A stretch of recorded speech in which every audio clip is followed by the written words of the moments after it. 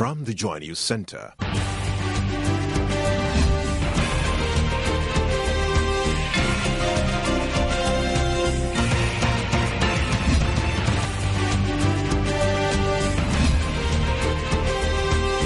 This is News at 8.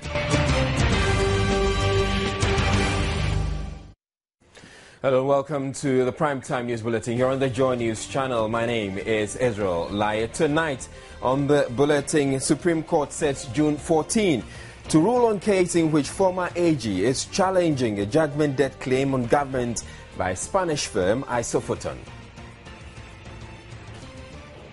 Ahead of the May introduction of spot fines for some traffic offences, the police have warned the public should be wary of officers already illegally extorting monies. Analysts describe arguments live telecast of election petition hearing would impact negatively on productivity as exaggerated. Refusal by contractor to carry out maintenance work on national hockey pitch due to outstanding debt of €73,000 lands Ghana International Hockey Federation ban. And in international news, rescuers discover about 50 survivors trapped in Bangladeshi building collapse, which has already claimed over 300 lives. We have all this, plus showbiz, sports and business coming up. News at 8 with Israel Laye.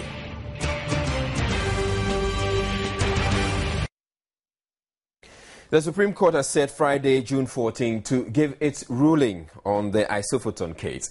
The Spanish firm is suing government for failing to pay a $1.3 million judgment debt it says was awarded by the court in 2008. Former Attorney General Martin Amidu went to the Supreme Court as a private citizen to stop government from paying the claim, questioning the supposed contract that committed the state in the first place.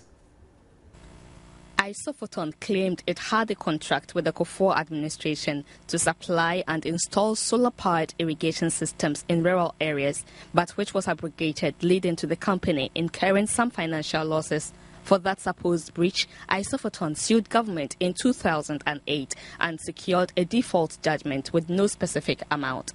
Come 2009, the state under the new administration initiated action to set aside that default judgment, but later decided to rather pursue an out-of-court settlement in which Isofoton says government agreed to pay $1.3 million.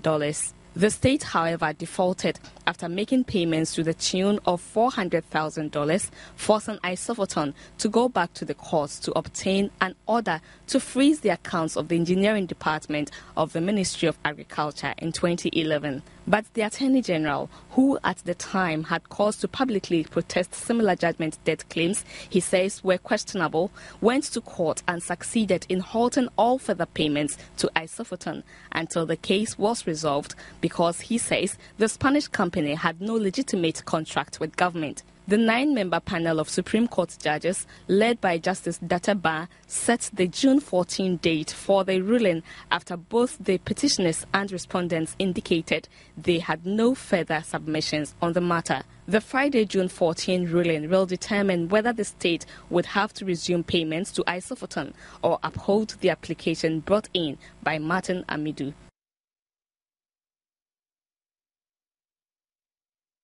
The police administration is advising motorists to be on the lookout for unscrupulous officers who may present themselves as implementing the much-advertised spot fine. Director of Police Public Affairs DSP Cephas Arthur, in a statement, said the spot fine is not yet in force and the administration is even pondering to extend the implementation date scheduled for May to ensure that the public is well educated about the regime. The police administration in the statement says it condemns any act by any police officer to extort money from motorists under the guise of the spot fine, and that any policeman or woman caught in this act will be dealt with accordingly. He also emphasized that motorists found culpable will not be required to pay cash on the spot when the law finally becomes operational. DSP Arthur said a team of detectives has been formed to look out for unscrupulous police officers and bring them to book, adding the public are also being advised to be wary in order not to fall prey to any miscreant. policeman. Now, beyond the extortion the police is warning about, even before the sanctions regime come into force, there have been concerns this will just be another opportunity for police officers to be more corrupt, even though Executive Director of anti-graft body Ghana Integrity Initiative believes that police should be giving the benefit of the doubt for this initiative. Speaking on Top Story earlier, he suggested some ways to ensure more transparency. There's a lot more that can be done. Any new initiative that people are trying to put in place to improve upon the system, people always express doubts because some of these things have happened before and not yielded the desired results. So, well, it's good for them to start implementing it, and then as they go, some of the issues will come up. One of the things will be determining the amount. You see, the amount should be such that you will not be tempted to give a smaller amount to the police officer who stops you. The effort involved in driving to the bank to pay the money should be such that you will not prefer to give the money to the policeman on the spot rather than spend about an hour through traffic to go and pay the money to the bank. Then there's a lot of public education that needs to be done. That one, you are paying the money. If you pay the money to the bank, it goes to the state. That it will reduce corruption in the police and improve upon the public image of the police. But added to all these things should be that there should be stiff sanctions against police officers that are involved to have gone against the law. So these are some of the things that they can do, and more will come up for them to improve upon it. But I think that it's better to start than to say that, oh, after all, it will not succeed. I think that is not the best. Maybe the police can also provide a toll-free number that you can call a report where the police solicits and says, oh, why don't you give me 10 cedis instead of going to the bank to pay 50 cedis? We should be reporting such people for appropriate action to be taken.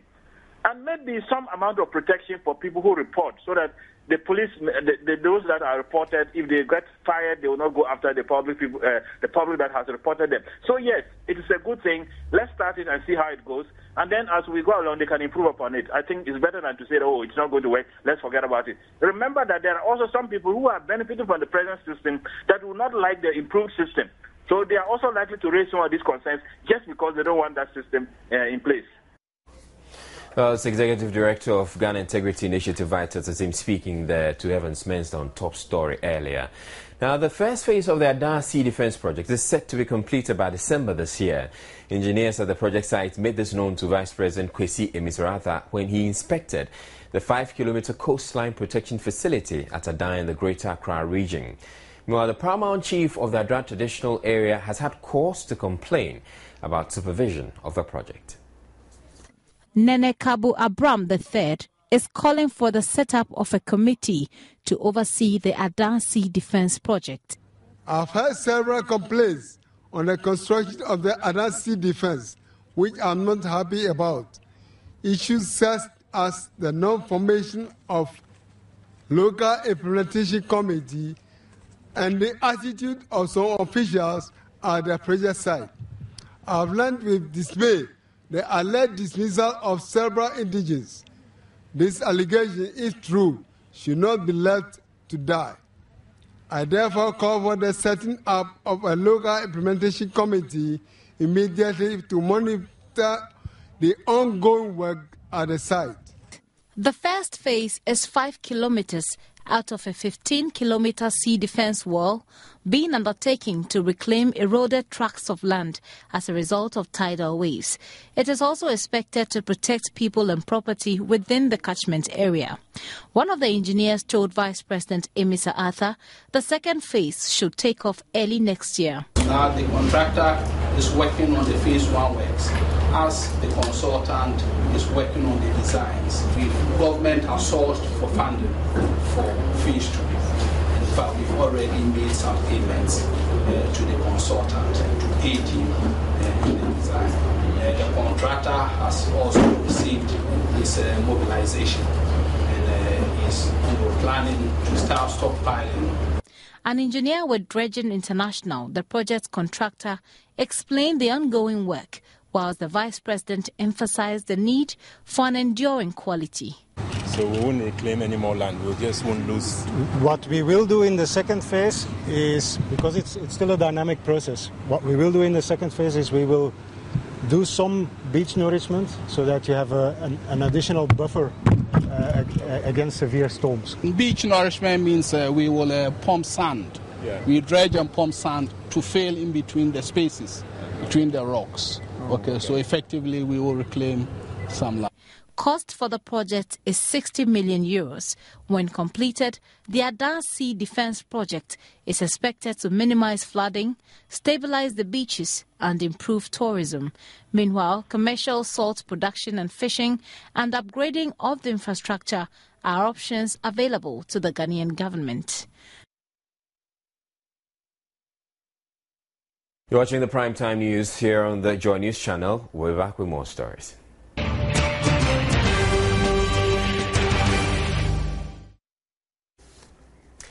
One of the arguments that has come up in recent times against the live telecast of the Supreme Court proceedings on the election petition has been its impact on productivity.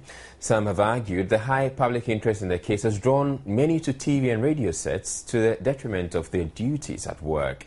Some analysts Joy News have been speaking to others say the negative impact on productivity and other economic activity is exaggerated. Abigail Adoma-Quintry has more.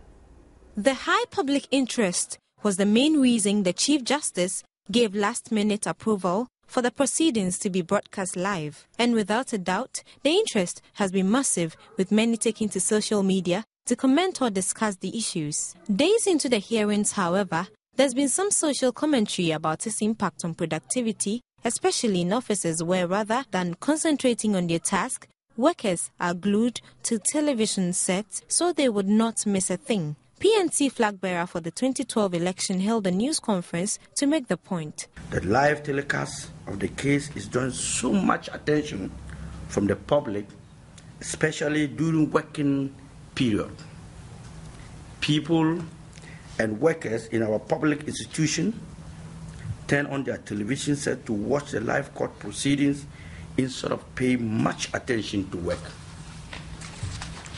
This cannot be continued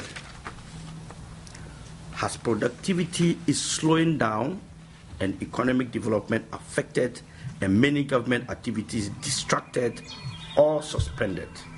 Economist and senior lecturer at the University of Cape Coast, John Gachi, however, disagrees with those raising the economic arguments. I do not think that you walk to any commercial bank and tell me that those people who are working in the commercial bank have left their job and they are only watching television. I believe the way we are talking about that productivity is going down because of the court case, I think is highly exaggerated. However, there are some sectors that we can look at. For example, what would be the implication of the court proceeding on the deficit that we have already? Because GTV is a commercial entity, even though it is owned by the state, but it's a commercial entity. How much is GTV charging per day?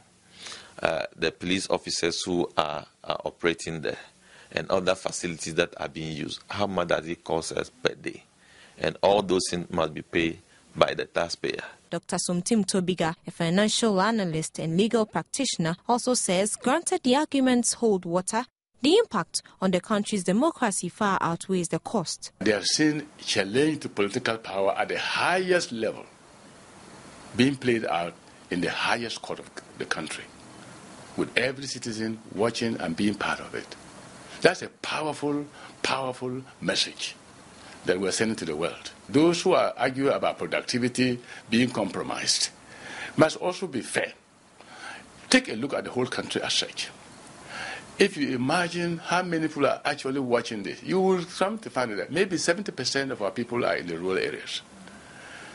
They don't have the TV, they don't have the radios, they don't have everything. Even electricity is a problem. So how many of us are actually watching it? The urban economy. That may be affected. There's no compromise. There's no suggestion that that will not be affected.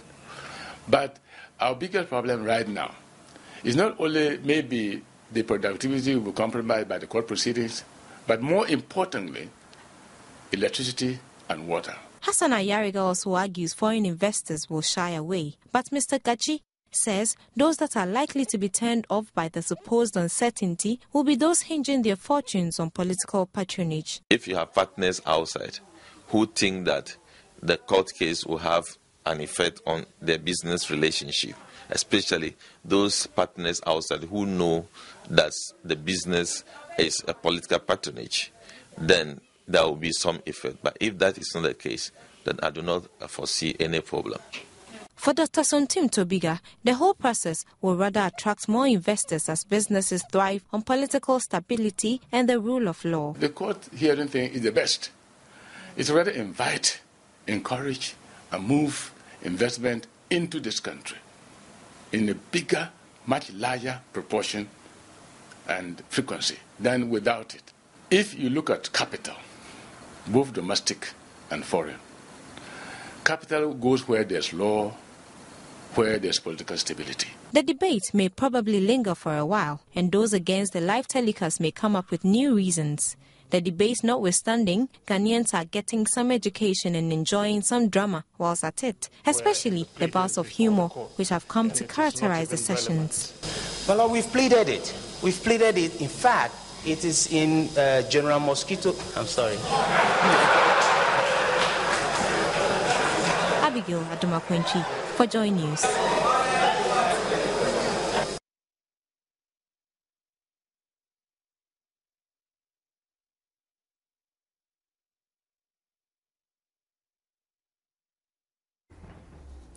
President John Mahama has described as unfortunate political intrusion the former administration's alleged scuttling of the conferment of an honorary doctorate award on former President Jerry John Rawlings by the Governing Council of the University of Development Studies, UDS.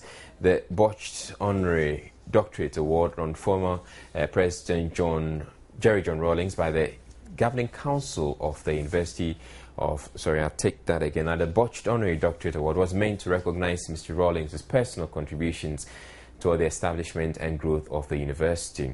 Addressing the UDS's special congregation yesterday to mark its 20th anniversary in the Northern Regional Capital, Tamale, the President said he is happy to note that steps are being taken by the authorities of the university to appropriately recognize his efforts and thereby rectify the unfortunate political intrusion that denied him the honor.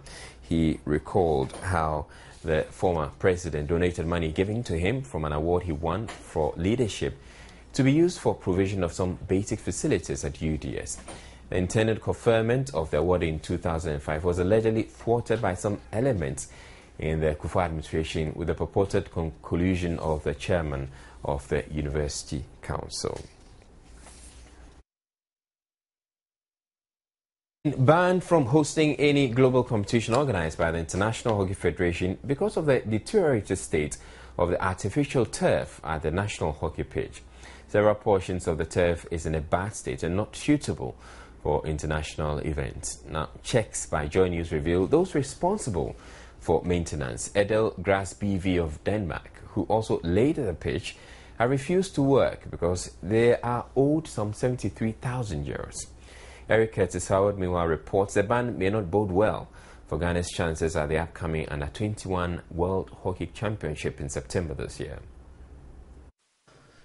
The national hockey pitch was built in 2009 when Ghana won the right to host the African Hockey Federation Cup of Nations for both men and women. Pitch layers Adar Grass BV, after the tournament, won the right to undertake maintenance work on the pitch to ensure its longevity. However, the Danish contractor refused to carry out their mandated maintenance work on the pitch, claiming government owed them an amount of 73,000 euros and which it has made no commitment to pay. The main problem why we haven't done these things is because the contractors who build these things need to come and do this. We're supposed to come every year for the next for 5 years from the time the stadium was put up.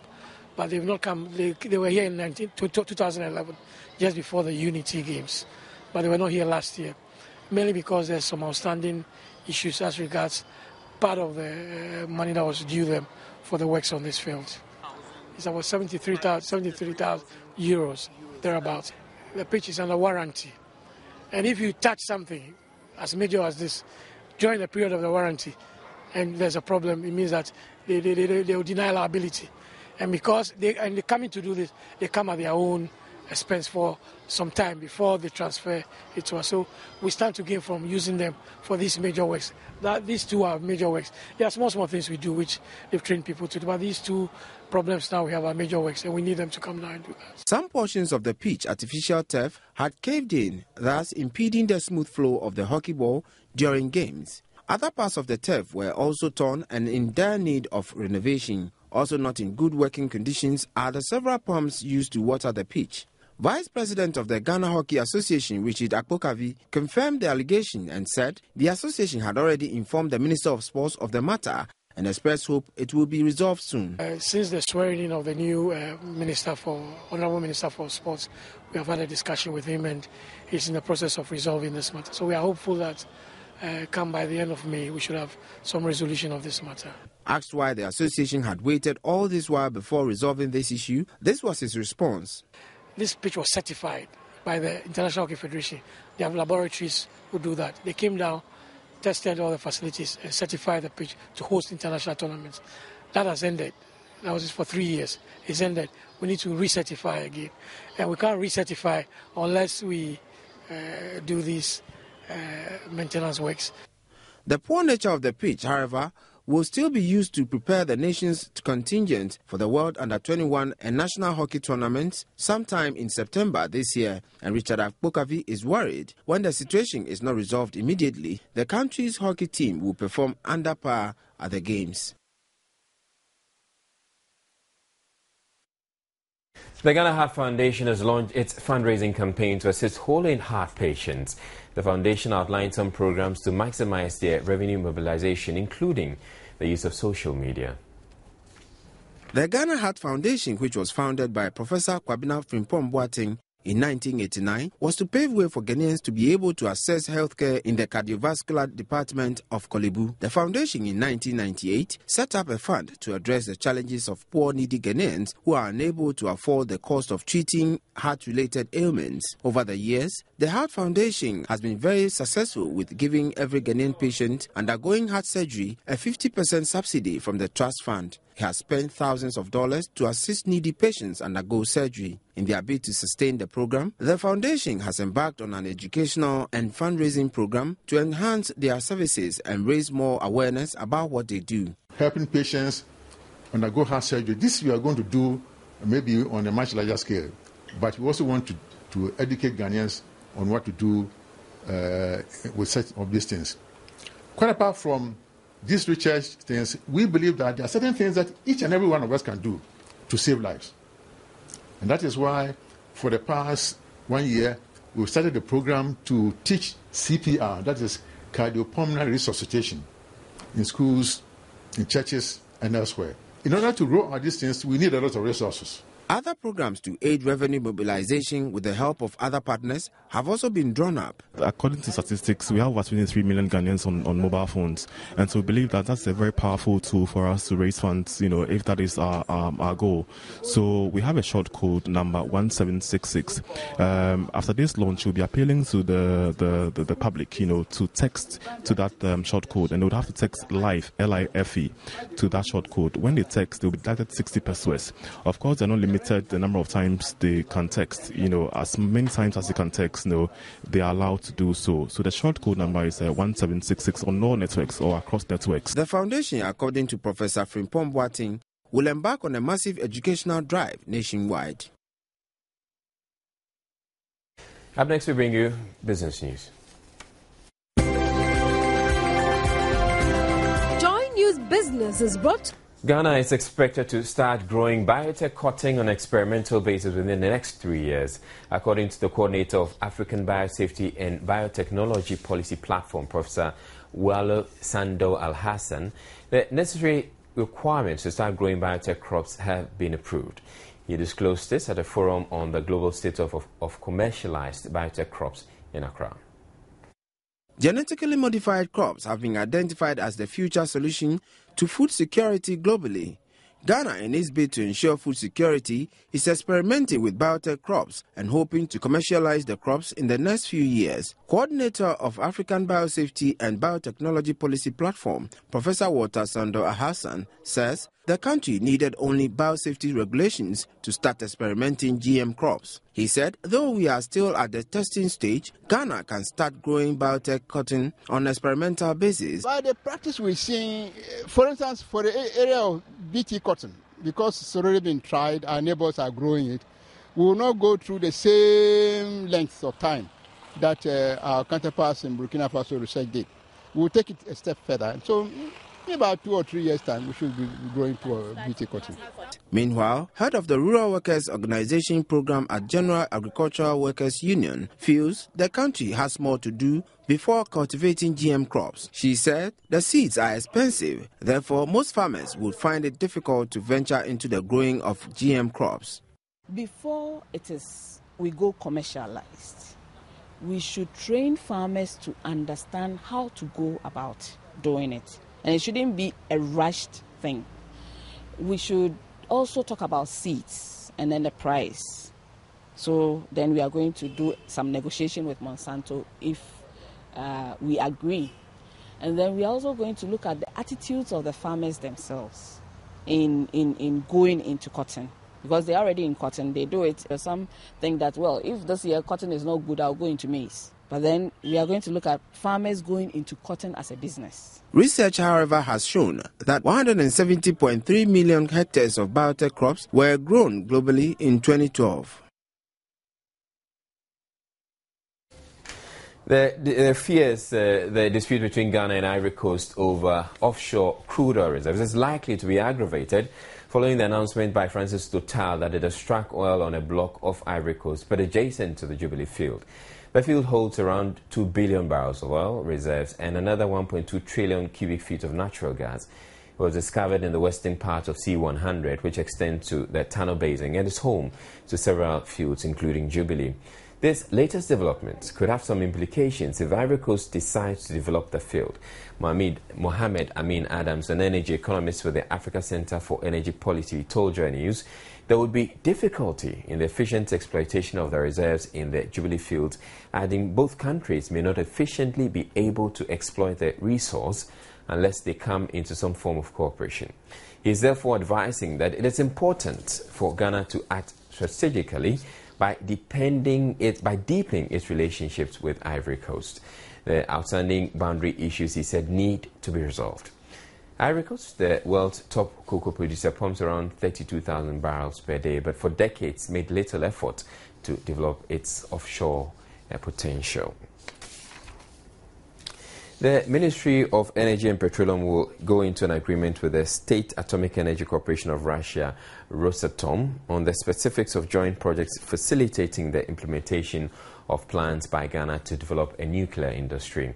This will take place in June when a team of Ghanaian officials, including the Ministers of Energy and Petroleum and Environment, Science and Technology and Innovation, Mr. Emmanuel Amakofibua and Dr. Joa Tingeje, as well as the Director General of the Ghana Atomic Energy Commission, Professor Benjamin Boche Nyako, participate in the International Ministerial Conference on Nuclear Power for 21st Century in June 2013.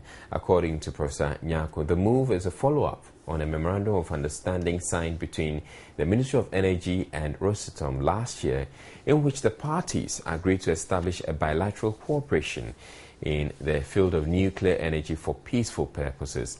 Leading a Rosatom delegation to call on the Minister for Energy and Petroleum on Thursday, he said the parties would meet on the sidelines of the conference to finalize a memorandum of agreement detailing the specifics of joint projects facilitating the implementation of plans by Ghana to develop a nuclear industry, as well as other joint projects that are of common interest. Now, the Pro-Vice Chancellor in charge of academics and student affairs at the University of Ghana, Professor Kweku Osam, says Ghana will see a phenomenal growth if students of higher learning positively impact the nation with their knowledge. He has therefore called on graduate students to use the knowledge acquired to challenge the status quo and promote development. The Pro-Vice-Chancellor of the University of Ghana was speaking at the induction ceremony for the 26th batch of students for the Executive MBA program at the university's business school. A total of 198 graduate students made up of 106 women and 92 men were enrolled to undertake the course for 2 years. The program, which has been running for the past 13 years, has seen some revision this year, which will allow students to take courses such as corporate social responsibility and corporate financial strategy. For Pro-Vice-Chancellor in charge of academics and students affairs at the university, Professor Kweku Osam, going through such training will be meaningless if the knowledge acquired is not translated into nation building. Sometimes people say what we teach or what we research is not what happens in the real world. That may be so. But you see, the challenge is probably to get the real world to think in a certain direction. So that is part of the essence of higher degrees or higher education, to challenge perceived practices, to challenge established and traditionalized procedures.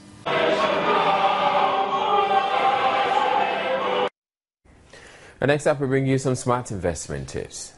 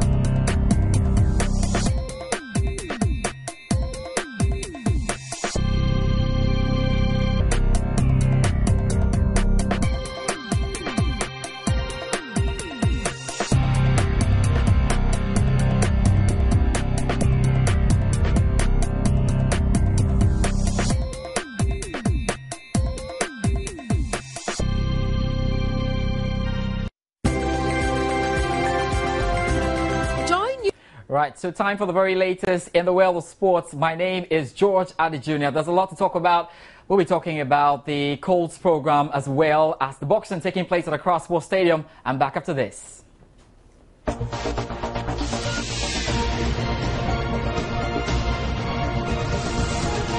Sports is brought to you in association. Begin with the Colts story and the 5-day coaches training program organized by the Ghana Football Association for Colts clubs culminated at the Kaneshi Sports Complex here in Accra today.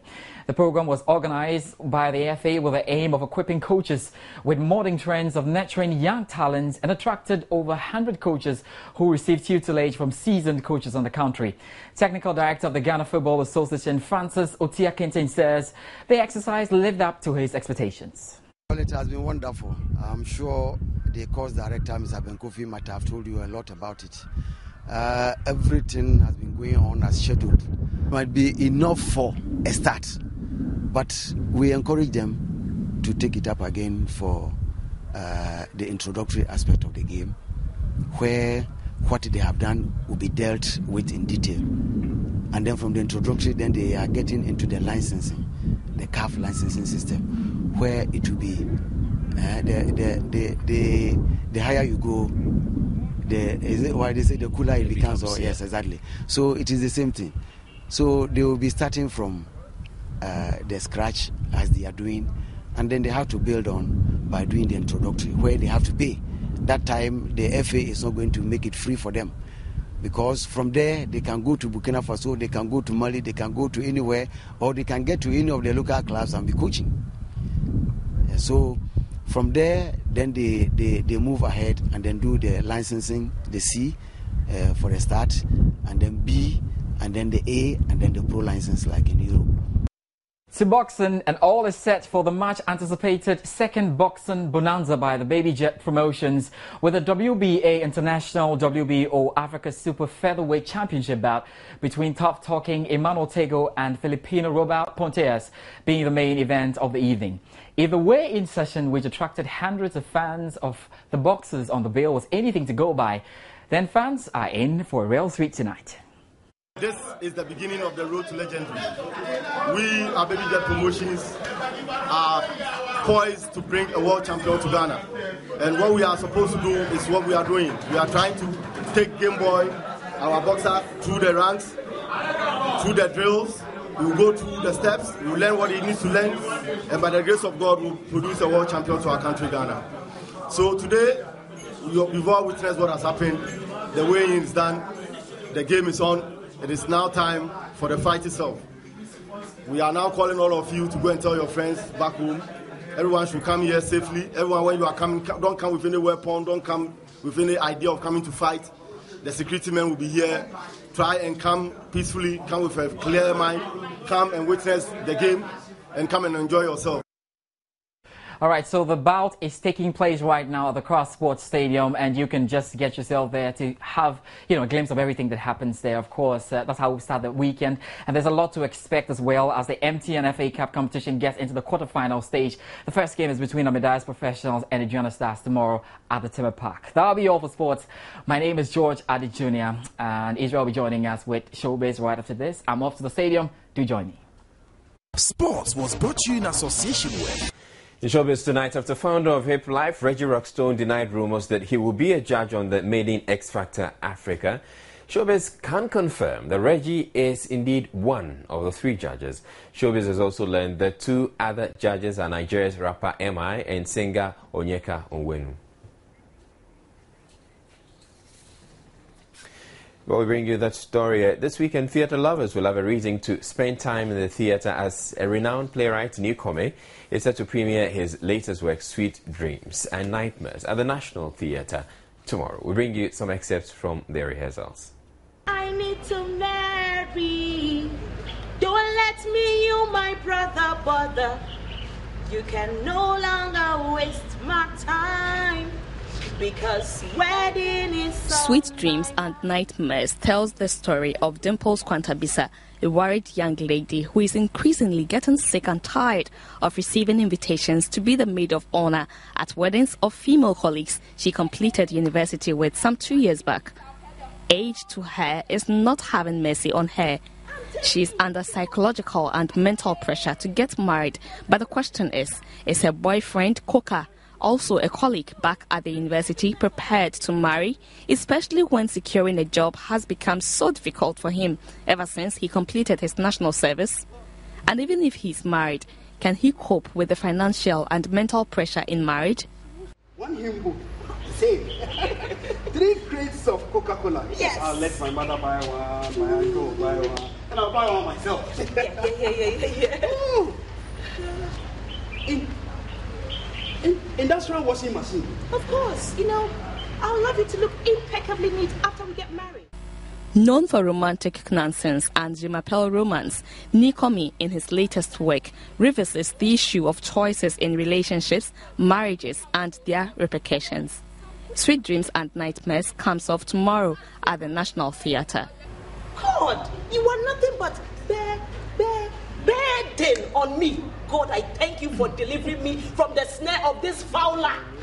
Please go away. And don't forget your provisions. I'm sure you need it for soaking. Right, so you can make a date for the show. That's tomorrow at the National Theatre. Now, there's a new kid on the block in the Ghana music industry, known in music circles as divine inspiration of our journey-oriented, DOGO for short. He says he's the best thing that ever happened to Ghana's music industry. Really? Born Ishmael Opokwe Champon, DOGO has been in the music scene for the past decade. According to DOGO, he started off his music career in a quartet. Then it became a trial to duo, and now he wants to go solo. I realized that I was better as a solo artist than being in a group, because then I'll be able to do what I have to do, because that's how I was called to do it, and so it always get better. They're looking at Diojo, who has been making people the hits, to be the Diojo of the hit himself. As unfortunately, we're unable to bring you the X Factor story, but we can confirm that indeed Reggie Rockstone, Hip Life founder, is going to be one of the judges for X Factor Africa. The other two, Nigeria's rapper Emma and singer Onyeka Owenu. That's it for the bulletin. Before we go there, a quick run through our top stories. The Supreme Court has set June 14 to rule on the case in which the former AG is challenging a judgment debt claim on government by a Spanish firm, Isofoton. Ahead of the May introduction of spot fines for some traffic offences, the police have warned the public should be wary of officers already illegally extorting monies.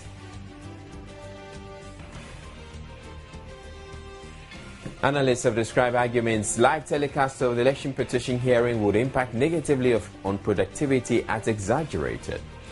And the refusal by the contractor to carry out maintenance work on the national hockey pitch due to an outstanding debt of €73,000 has landed Ghana an International Hockey Federation ban. In international news, rescuers have discovered about 50 survivors trapped in the Bangladeshi building collapse, which has already claimed over 300 lives. That's it. My name is Israel Lion. PM Express is up next. You have a great weekend.